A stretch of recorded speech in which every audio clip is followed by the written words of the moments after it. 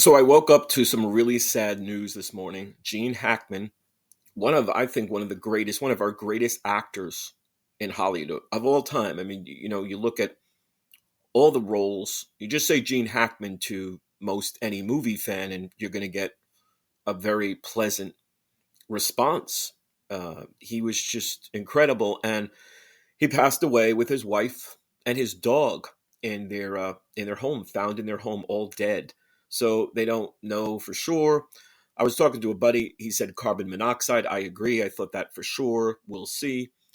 But what a life this gentleman led. What a incredible, creative, talented life he led. And for me, as a kid, there was two movies, and not necessarily in this order, but I'm pretty sure I saw Bonnie and Clyde first, and he was a supporting character. He was great.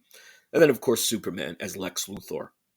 And as James Gunn gets ready to release his version coming up soon, and Nicholas Hoult, great actor, he looks really good in it. But for me, it'll always be Lex Luthor, and it will always be Christopher Reeve. Really, Superman. The movie is it's peerless. In terms of the movie crafting art, what Richard Donner, the director, with Joe Mankiewicz and Mario Puzo, the writers. I mean, everything about that film remains, I think, and it becomes this standard, sort of like the gold standard. I think not only of Superman, but I think of superhero movies, of comic book films. Before that, we had Wonder Woman, Incredible Hulk. I think Incredible Hulk came a little later, but we had Wonder Woman, Spider Man, we had Batman, we had TV show superheroes, and they were great. And then Batman, there was a feature film, Adam West and Burt Ward Shore, in I believe 66, 67, and it was great. But Superman the movie with Christopher Reeve and Gene Hackman, and I think, of course, their chemistry, the way they played off each other.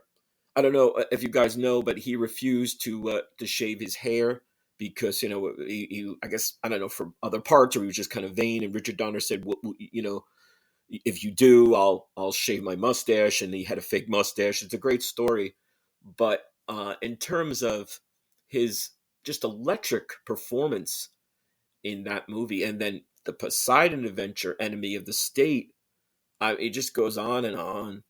You know, I just love everything about his portrayal and his of any role he was in. The Unforgiven, he won the supporting actor Oscar for Unforgiven. So rest in peace, Gene Hackman. You brought so much to the world. He'd been retired for years, and I think he was doing some sculpture work. I think he was became like a sculptor, I want to say, or art, something with art. I think it was a sculpture. So he was always trying to do art, and I think he wrote a few books, or he became sort of a writer too. So just a really incredibly creative guy. Very sad. And what do you guys think?